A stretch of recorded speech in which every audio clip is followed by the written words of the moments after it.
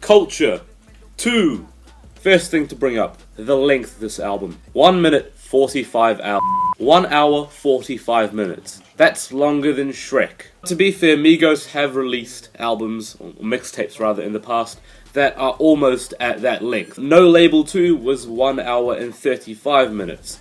Not saying that's a reason to justify the length of this one, but I'm just saying that Migos have done this before. They have made very bloated track listings with a lot of filler. However, the length of this album is not questionable only because of its length, but because it was Migos that decided to release an album of this length. What I'm trying to say is, do Migos make album music?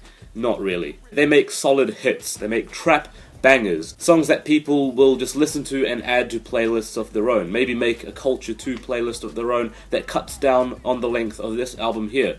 I doubt that many people listening to this album once will probably return to listen to the whole thing through again, because this thing gets very tiresome hearing the same sort of flows over and over again. Mind you, Migos have the charisma and the energy at a lot of times, and also the production is very decent too. I like how some of the tracks even introduce a bit of jazz influence, the jazzy pianos on the final track, Culture National Anthem, as well as towards the end you get a bit more of an R&B influence.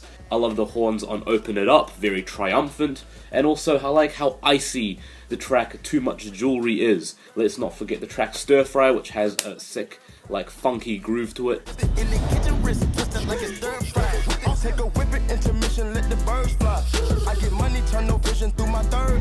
There's also a sultriness to the track Narcos as well, a track based on the TV program based on Pablo Escobar. Yes, Migos are still rapping about pushing dope, effing on your B, as they say, also having an iced out wrist. It gets very repetitive and tedious to hear over and over again. It is the standard, you know, you're not gonna get brain food lyrics from Migos, that's kind of silly to expect, but you kind of do hope and beg to hear something a little bit different after a while, especially with an album of this length.